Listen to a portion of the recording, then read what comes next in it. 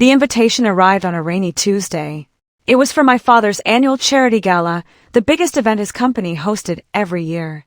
Business leaders, politicians, celebrities, hundreds of guests attended. I hadn't spoken to my father in almost 3 years. Not because I wanted distance. Because after he married my stepmother, every visit became a battle. She constantly told him I only wanted his money. Eventually, he stopped calling. When the invitation arrived, I almost threw it away. But at the bottom, there was a handwritten note.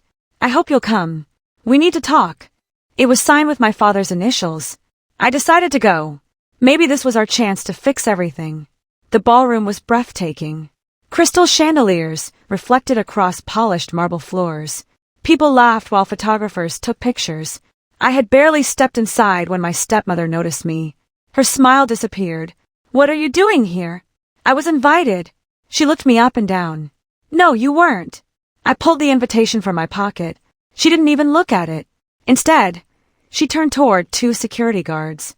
"This person is trespassing." The guards politely asked me to leave. I tried explaining. I showed them the invitation. My stepmother interrupted. "It's fake." Every guest nearby turned to watch. Humiliated, I walked outside. As the ballroom doors closed behind me, I looked at my father's name glowing above the entrance. I whispered, "I guess nothing's changed." Then I drove away. I had no idea the night was only beginning. The drive home felt longer than usual. I kept replaying everything in my head. Why had my father invited me if he wasn't even going to meet me? Why hadn't he come outside? By the time I reached my apartment, I turned my phone off. I didn't want to hear excuses. I made dinner, watched television, and eventually fell asleep. The next morning, sunlight filled my room. I reached for my phone and turned it back on. Within seconds, it started vibrating nonstop. One missed call, then another, then another. When it finally stopped, the screen showed one unbelievable number. 68 missed calls. Most were from my father. Several were from unknown numbers. A few were from members of his company. There were also dozens of voice messages. Something had happened. Something big. The first voicemail was from my father. His voice was frantic. "Please call me." The second was even shorter. "I've made a terrible mistake." Then came a message from the company's legal advisor. "We need to speak with you immediately." Confused, I called the lawyer first. He answered instantly. "Where are you?" "At home." "Stay there. We're coming to you." An hour later, the lawyer and my father arrived together. My father looked exhausted. He could barely meet my eyes. "I'm so sorry." Before I could respond, the lawyer placed a folder on my table. Inside was the schedule for the gala. At exactly 9 o'clock, my father had planned to announce his retirement. He wasn't stepping away alone. He had intended to introduce his successor, me. The handwritten note on my invitation hadn't been about reconciliation alone. It had been about my future.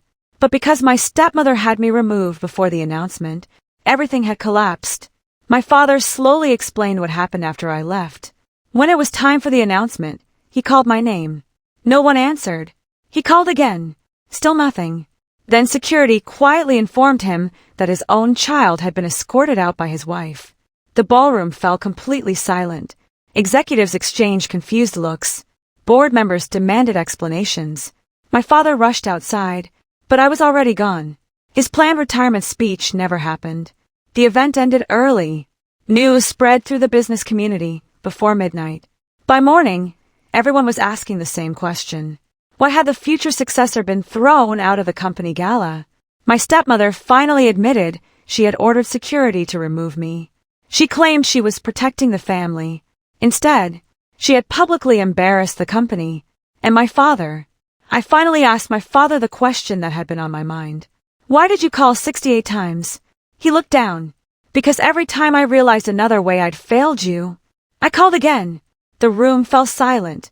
He admitted he had spent years believing my stepmother's stories, that I only wanted money, that I resented her, that I couldn't be trusted. He never stopped to ask me if any of it was true. Now, after watching security remove me in front of hundreds of guests, he finally understood, not because someone explained it, because he saw it happen with his own eyes. 6 months later, my father held another event. This time, it wasn't nearly as glamorous. There were no celebrities, No flashing cameras. Just employees, close friends, and family. Before anyone else entered the room, my father handed me the microphone. I almost lost the most important person in my life because I stopped listening to them. He turned toward me. I'm not asking for another chance because I deserve it. I'm asking because I finally understand what I threw away. I walked onto the stage beside him, not because the past had disappeared, but because healing has to begin somewhere. My stepmother was no longer part of the company, or our daily lives. Some choices carry consequences that apologies can't erase. As the evening ended, I looked at my phone. The list of 68 missed calls was gone, but I had kept a screenshot of it, not as a reminder of my father's panic, as a reminder that sometimes people only realize your value after they've watched you walk away.